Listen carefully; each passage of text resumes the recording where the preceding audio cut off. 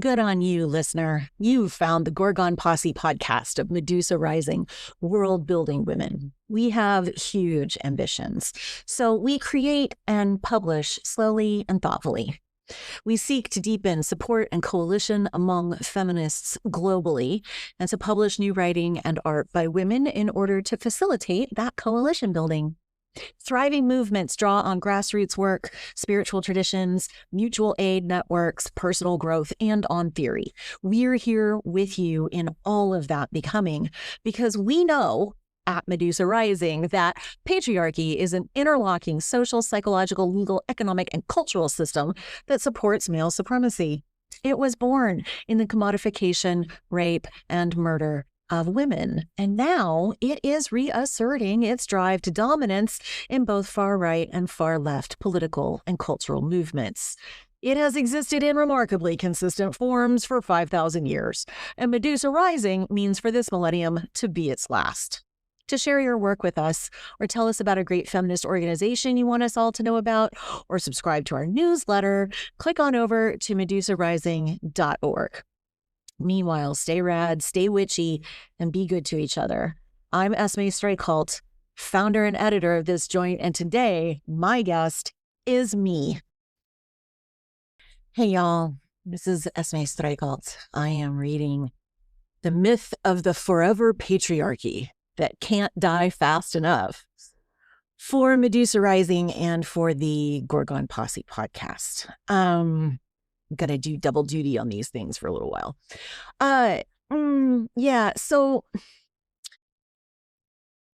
we have this idea that patriarchy started when civilization started, or that all organized human action and undertaking has been done under the auspices of men's guidance and control, and that is, to put it scientifically, bullshit.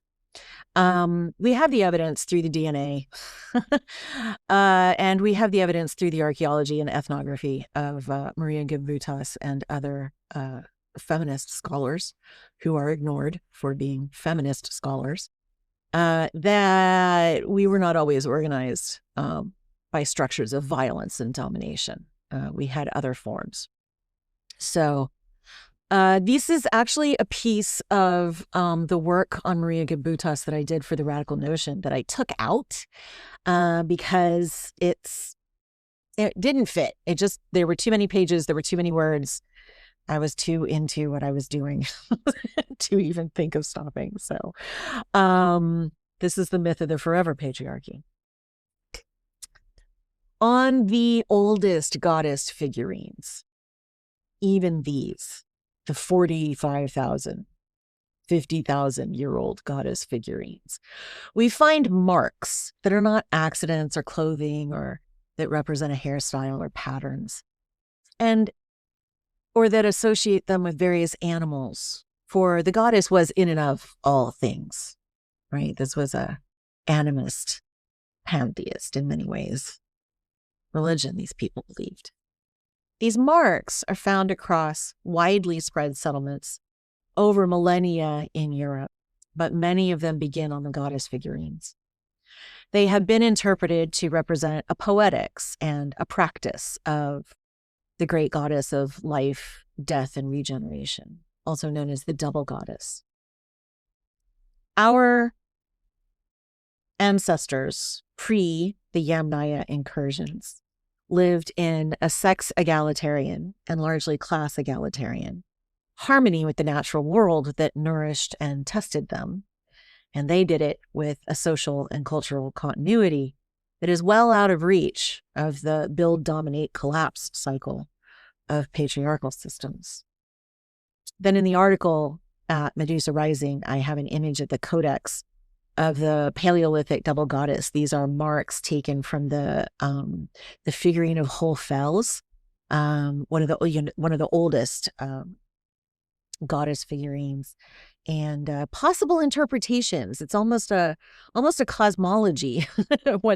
what's being found here by these archaeologists and ethographers. So In issue 11 of the Radical Notion, issue in 12, I wrote about the prehistory of Europe and what we call the Middle East, right? The regions around the Black and Caspian Seas, Anatolia, Mesopotamia. Around 3500 BCE, these incursions began. The Yamnaya began moving out into Europe and eliminating the men of the tribes and peoples that they found there. It's hard for me to look at what we lost. I have been depressed over how far we have been alienated and removed, erased and colonized by men's desire, men's fun and profit. But it's hopeful, this project too, all these matriarchal recovery and imaginary projects. Because the fact of my title for that article remains true, that for about 40,000 years, at least, of human culture, women lived in a world that did not hate us.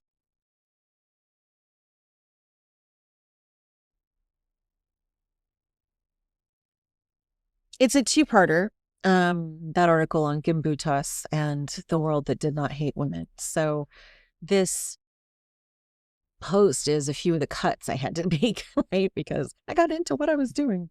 It's important because I want all of us to understand that the women of Europe and most of Anatolia and the Fertile Crescent, who were made to submit to patriarchy under the Yamnaya or under the Sumerians, these two patriarchies evolved along different historical tracks and in different ways.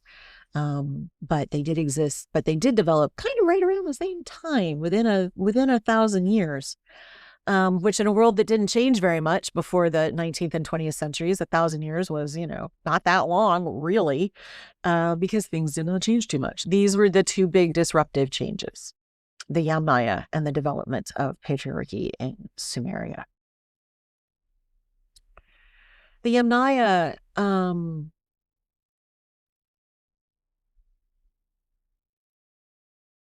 especially brutally ended a culture, murdered all the men, took all the women, who had been free and valued and venerated for at least 40,000 years before that, into a submission that cannot have come easily for those women.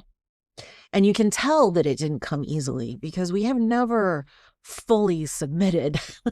We still live connected to that lineage. We just don't know it because it's been hidden from us.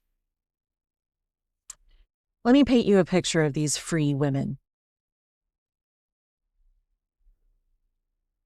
These free women and these free men on the continent, the European continent, in the ages BP, before patriarchy. In France, around 21,000 BC, someone carved a goddess figure out of chalk. She is known as the Venus, they call her, the goddess figurine of Renancourt, and is one of hundreds, maybe thousands of such figures. Some combining her body with those of birds or fish or snakes or frogs. These are found all across Europe, carved and sculpted right up until the Yamnaya's arrival in Eastern Europe in 3500 BC, and they're pretty quick spread across the continent.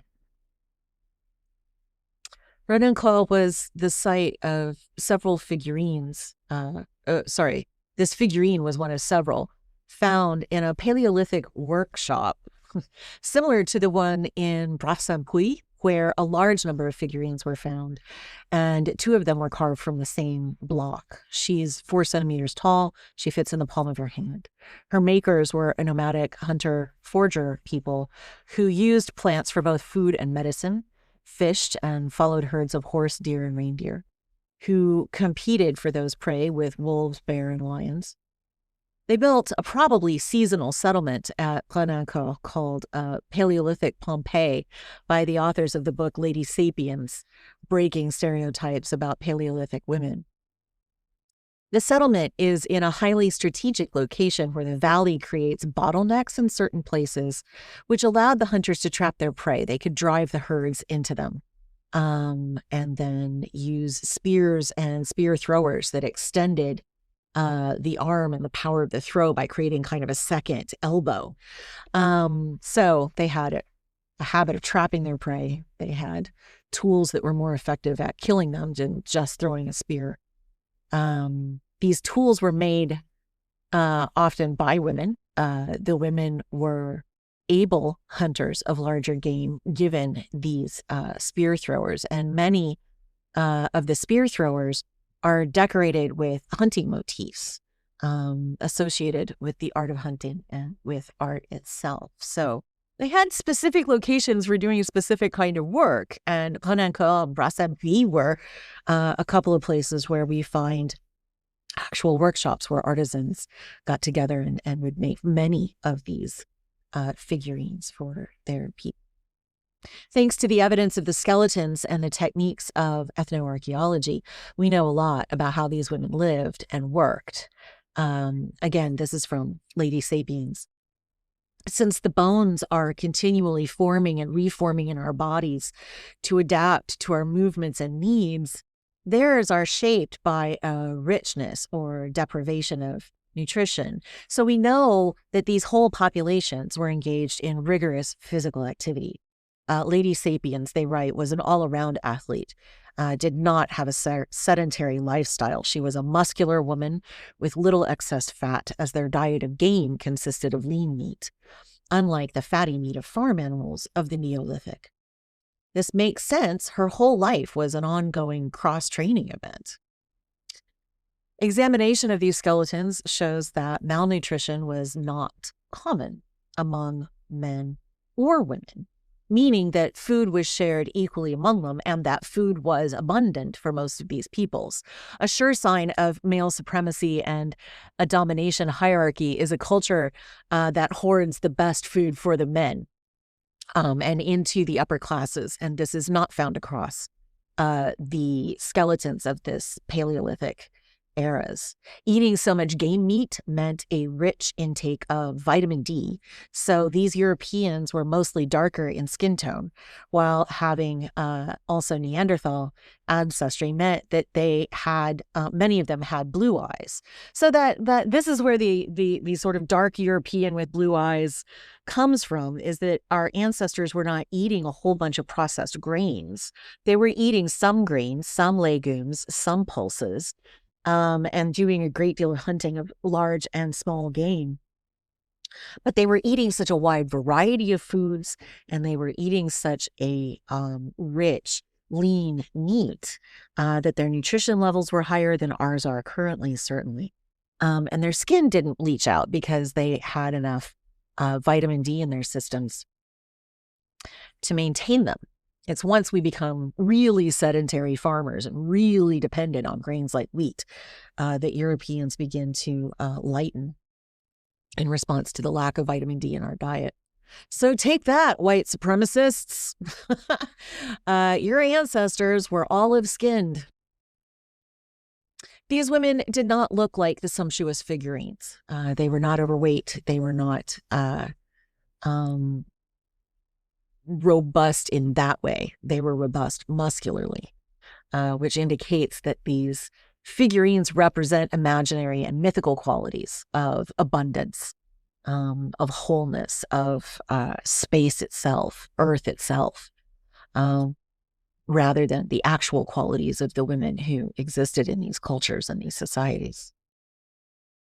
Here there's an image from the documentary of Lady Sapiens, of one of these women. She is tattooed.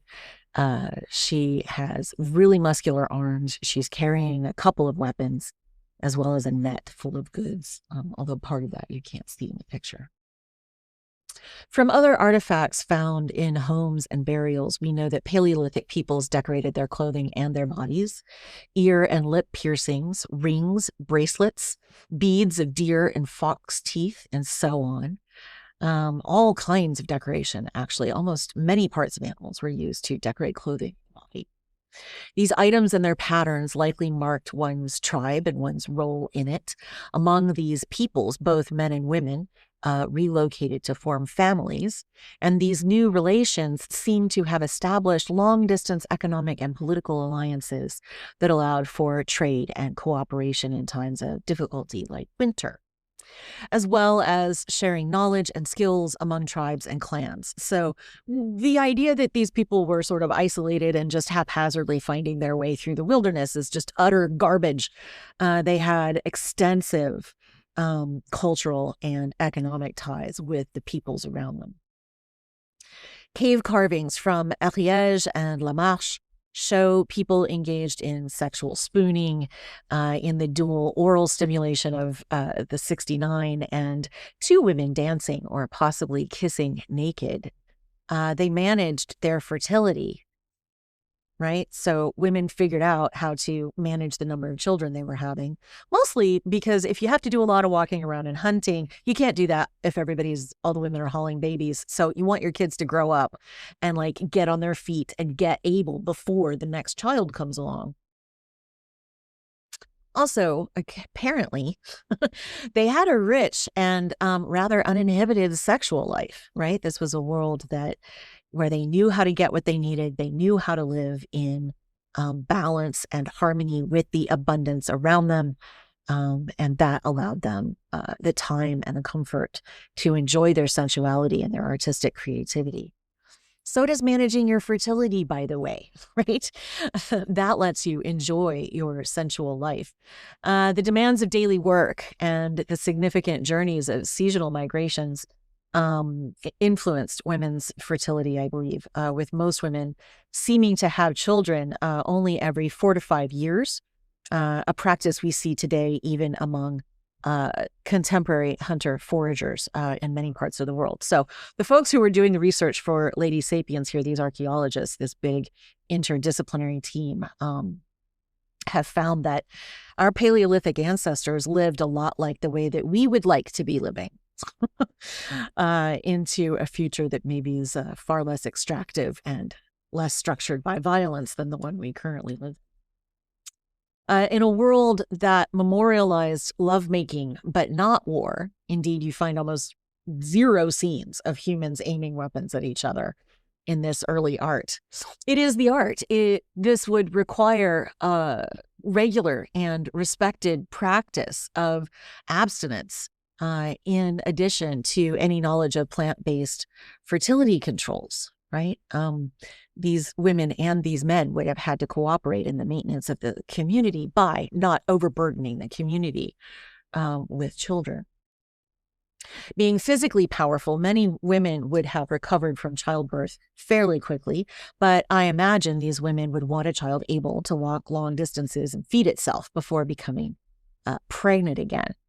Here there is a illustration of a woman with one of these spear throwers that creates that second elbow, and which would have propelled these spears at tremendous speeds, capable of piercing even really tough hides. For much of our history, the most dangerous, deadly time of life was from birth until adolescence. The mother, she does winnow the young.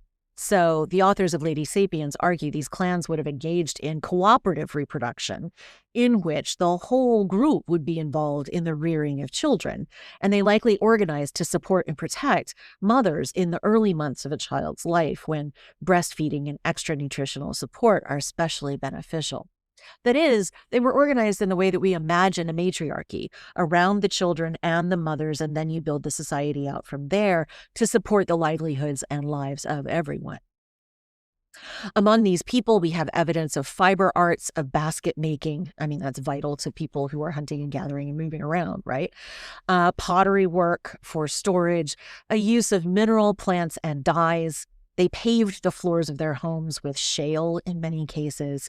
The women provided something like 70% of the foods and other goods of a clan. And so they would have been valued for these skills, this knowledge, these abilities, and you want to keep them around, certainly, in order to teach those to the next generations. You would not want to exhaust these women in childbearing. You would not want to wear out your women with the physical costs of pregnancy, given that they are such providers for the clan and everyone in it.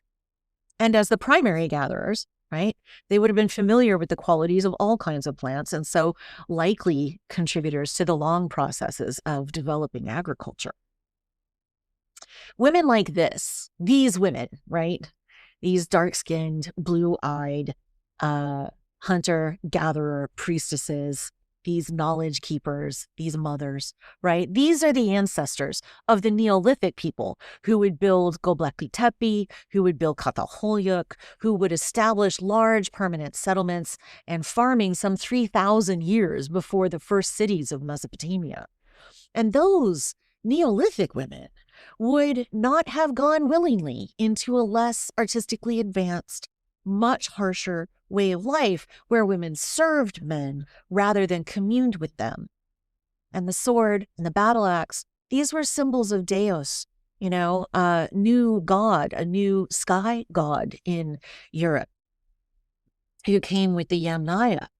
Women would not have fallen easily into these patterns. I can imagine the punishment and the constant trauma of the many generations of women who remembered their freedom. So the women of these matristic, Neolithic, and Paleolithic hunter-forager clans would not have been passive prey for the violent, horse-amplified power of the Yamnaya. These are women who would have been as practiced in the uses of violence as the use of care. These are women used to being valued for their skill and invention, respected and esteemed in their communities. As I wrote this article originally about a year or so ago, archaeologists digging at Çatalhöyük have discovered leavened bread, leavened bread originating around 6400 BC, right? We're using yeast, we're creating the world's oldest known sourdough and baking it in ovens. Since then, a few more discoveries around Çatalhöyük have been affirming my suspicion that a few more discoveries around Göbekli Tepe have confirmed my suspicion that it too was a matristic and egalitarian society structured around care and vitality rather than by violence. So anyway, Çatalhöyük, 6400 BC, we have the oldest known sourdough. We've long taken the use of yeast as a sign of an advanced civilization or something. Certainly the Sumerians used it to bake their bread and make their beer. So this is definitely evidence of a pre-urban use of fermentation. So I did a little happy dance when I discovered that. This is to say that there was nothing uncivilized about our oldest known and partially understood ancestors, only that they, like us, invented what they needed in the contexts where they live, and they didn't need defensively walled cities until an enemy showed up. Let's guess that the men would have fought for their way of life when the Yamnaya showed up, for their families, for the women in their clans, and alongside these women. The force one has to bring to erase these people and to break the will of all those women and girls must have been incalculable, even as we are familiar with its depraved and soulless repetitions to this day. The Yamnaya sent bands of young men out, away from the steppe where they evolved their culture, probably out of some climactic emergency. There may not have been enough grass for their herds. So they went to go get some. What I want you to hold to is this. No matter the initializing factors, no matter the prevailing factors, whether class or farming or claiming new pasture, whether accompanied by slavery economics or not, male supremacy, structuring your society with violence, is a choice. It is one forced on others and reinforced by sexual and other violence. It is not socially necessary, and it is not an inevitable outgrowth of economic arrangements. It is not even that durable, hence all the violence. Our history did not have to go this way. But the history of Neolithic Turkey and Europe is proving to be one where advancements in farming, food preparation, storage, metallurgy, medicine, home and city construction, and the arts were progressing because humans are not the sort of primate who seek and create new ways. And the arts were progressing because humans are the sort of primate who seek and create new ways to ease and beautify our lives. From the creation and sharing of these technologies comes an organic, though not always easy, relation among people and their world. Power here derives from knowledge and teaching, it would seem, rather than position and hoarding. Every woman patriarchy denigrates, harasses, underpays, starves of resources, overworks, traffics, rapes, assaults, coerces, and disappears, which is all women, is a testament to how false, brittle, inorganic, and tenuous is this structure's hold on power. That order, which must be maintained by domination and discipline, is a false order. It is a fact that most men are physically stronger than most women. They were back then too. It is a lie. It is pure ideology to claim that this means man is better and should own everything, including women, or even that he would just naturally seek to do so. Because for 40,000 years at least, these men lived bravely, respectfully, sexily, happily beside these women for tens of millennia. They were bigger, they were stronger, they were faster, but not smarter, not more creative, not more valuable. And that whole time, they did not widely practice warfare or rape and did not overthrow their women with violence in order to think more of themselves. Here we come to my sort of reading of the codex of the double goddess. The verbs, the energies of her cosmology are described in the article about her as to center, to unfold, to emerge, to contact, to cleave, to flow. The double goddess of life, death, regeneration is found everywhere in one way or another. She has a syntax and order found in remnants in many ancient languages and the processes of being. She has a way of being centered in authentic relation with the physical, cyclical world, in the breathing body, in the composting body. As I say in the Radical Notion piece, we will not return to this world, but we can learn its fundamental structures, its rhythms, its values, its dances, rites, codes, and mores. We can reimagine them into our futures around these verbs, right? Center, unfold, enfold, emerge, contact, cling to, separate from, flow, live, die, regenerate, death, regeneration, death, regeneration, death, regeneration, death, regeneration. Right? Like as the ancient Irish sense of the day begins at night, you begin in darkness as you begin in the womb. We are currently, rather obviously, on planet Earth in a period of deep shift in the history that we inhabit. It is messed up out there.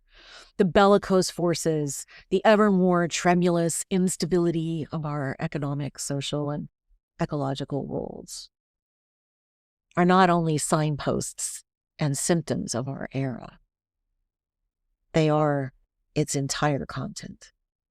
Women are making new women's lands. People are building eco-villages. People are finding sustainable ways of life and collective modes of government and economies centered around care and vitality. People are trying out new experiments in governance and social orders that lean more heavily into the maintenance of the commons and the deep practices of democracy. My generation of women, Gen X, is the last to have been shown these older knowledges without the obscuring ideology of third wave feminism and gender ideology that would tell you that any woman buried with a spear was really a man on the inside. A stranger said it well on Twitter once. We are the adults in the room. Embrace it. Model new ways of being. I can think of no better way to speak with her voice and build in her name. The article about the Cole Fells figurine is by a man named James Harrod. It's in the Journal of Archaeomythology, and it's linked at the bottom of the post at Medusa Rising that I am reading and inventing around for you right now. It's hard thinking about that world, right?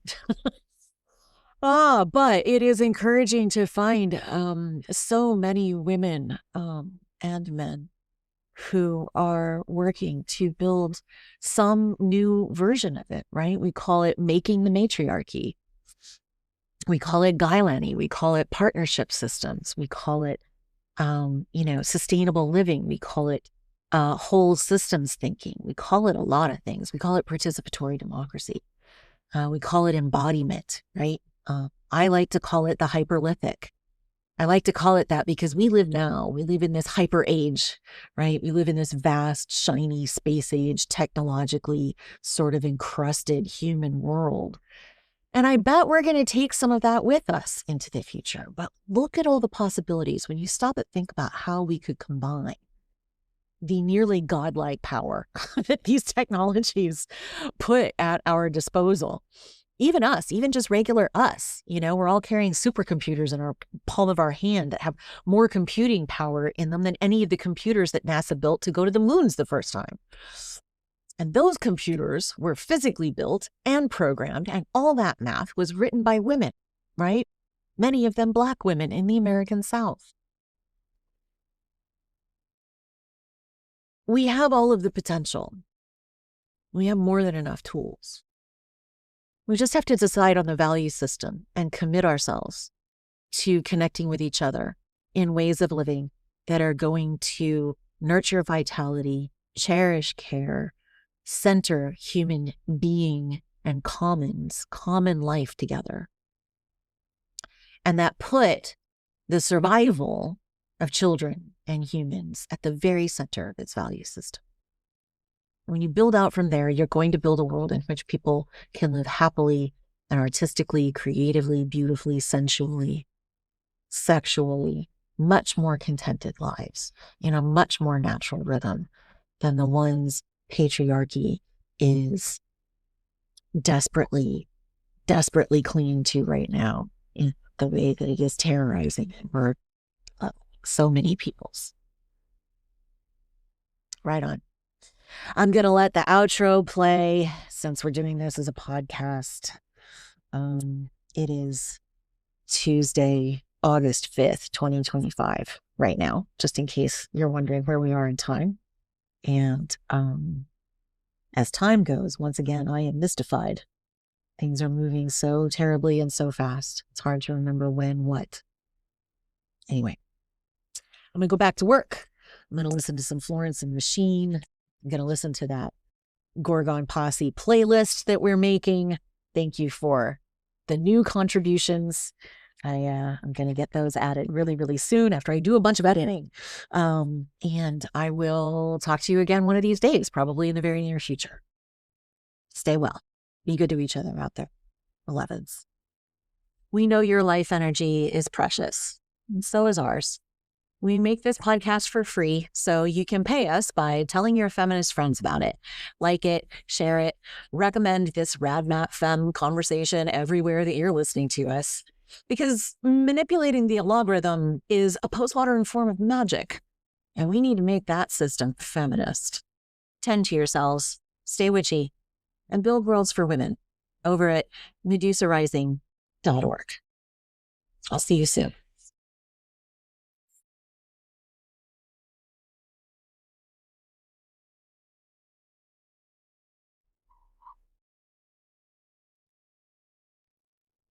Oh.